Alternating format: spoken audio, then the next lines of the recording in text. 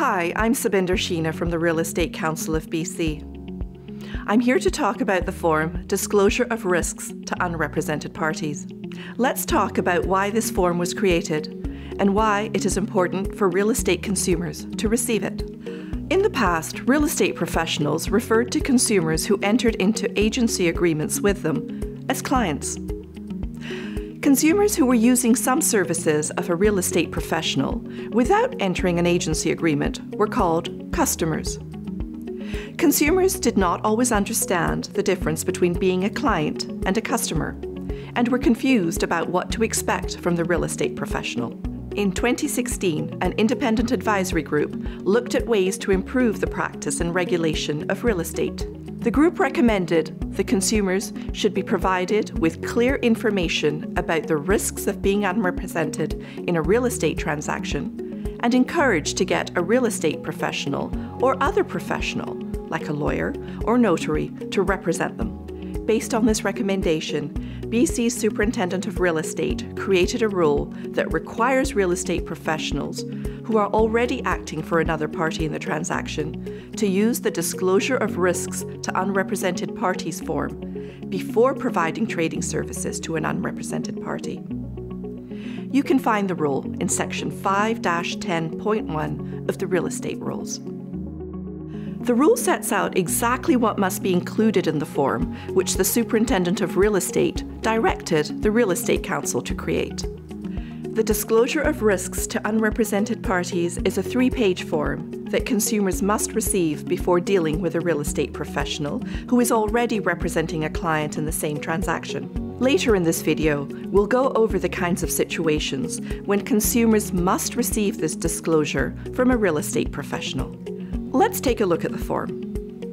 The top of the form is titled, Unrepresented in a Real Estate Transaction? Know the risks.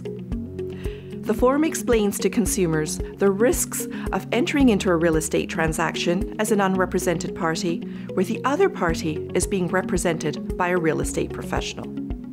These are: 1. The real estate professional's loyalty is entirely to their client. 2.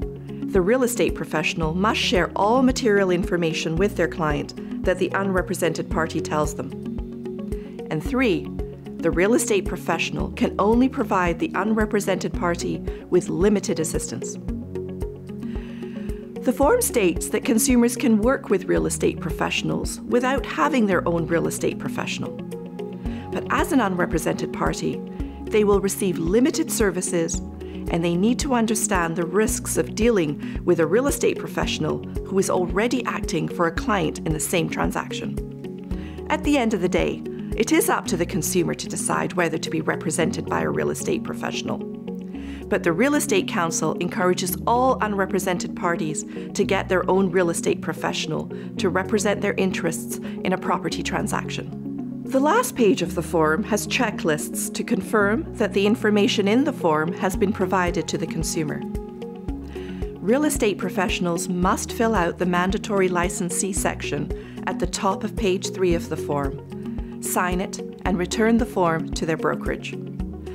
Consumers can choose whether they want to fill out and sign the form. Even if a consumer chooses not to sign the form, it's important that the real estate professional complete the mandatory licensee section to document that the form and the information in the form was provided to the consumer by using the form's checklists to make sure that all the important topics have been covered with the unrepresented party, clearly filling in the name and brokerage name, signing and dating the form, and filling in the notes field to include any relevant details. Remember, the goal of the form is to ensure that consumers are well informed about the risks of being an unrepresented party and of dealing with a real estate professional who is acting for another party in the transaction. It is always the consumer's right to decide what kind of relationship they wish to have with a real estate professional. So now, let's talk about situations when the Disclosure of Risks to Unrepresented Parties form must be used. In many cases, this disclosure form should be provided to consumers at the same time or immediately after providing them with the Disclosure of Representation in Trading Services form. For instance, if a consumer who is not accompanied by a real estate professional at an open house begins to share confidential information, the real estate professional hosting the open house should provide the consumer with a disclosure of representation in trading services form. If the consumer indicates that they are not represented, the real estate professional should then provide the consumer with a disclosure of risks to unrepresented parties form. Remember, the purpose of the disclosure form is to make sure that unrepresented consumers are aware they are accepting some risks when they deal with a real estate professional who owes complete loyalty to another party in the transaction, and that the real estate professional can only provide them with limited assistance. Let's also consider what would happen if an unrepresented consumer called a real estate professional to inquire about making an offer on one of their listings. Just like at the open house, the real estate professional can answer general questions. But if the consumer begins to share confidential information or to ask for advice, the real estate professional should advise the consumer that before going any further, they'll need to send them a disclosure of representation in trading services form and a disclosure of risks to unrepresented parties form to review. If the consumer is willing to provide an email address, the real estate professional can send them copies of the disclosure forms, review the forms and answer any questions, and then continue the conversation after completing the forms. Finally, remember that the disclosure of risks to unrepresented parties isn't just for home buyers and sellers.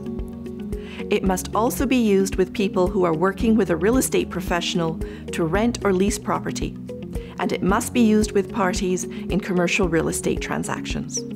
If you have questions about the disclosure requirements introduced by the Superintendent of Real Estate, the Council has lots of information and resources to help guide you.